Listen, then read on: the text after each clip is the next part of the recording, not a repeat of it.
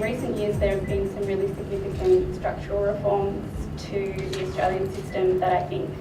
are going to create a much more streamlined and navigable framework for the delivery of social services, and that's what I'd like to briefly outline for you today. Until very recently,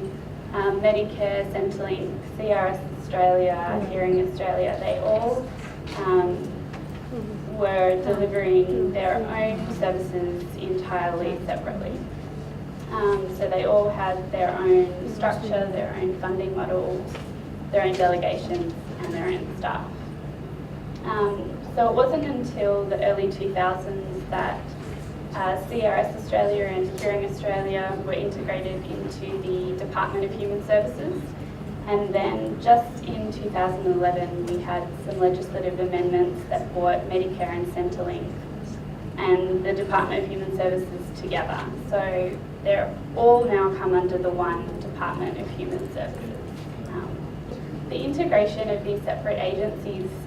delivering social protection services into one government department is a pretty significant effort at the level of central government to address the fragmented way in which social protection services have historically been delivered in Australia. And of course this does have positive implications for government savings through efficiencies, but the integration also has important implications for how easy it is to access information and services, particularly for people who are in need of multiple services, so the most vulnerable who are most in need of a strong social protection floor.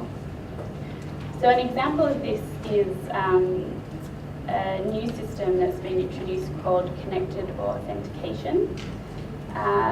which is designed to help customers who have existing Medicare, so health, Centrelink, some kind of welfare and child support accounts,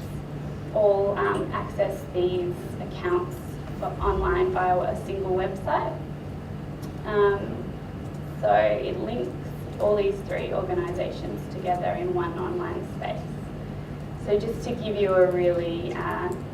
basic example, if you were a single mother and you were wanting to calculate your child support payments through the Child Support Australia organisation, you could do that at the australia.gov.au website, and at the same time you could apply for your rental assistance benefit, and at the same time you could claim back your Medicare supported visit to the doctor.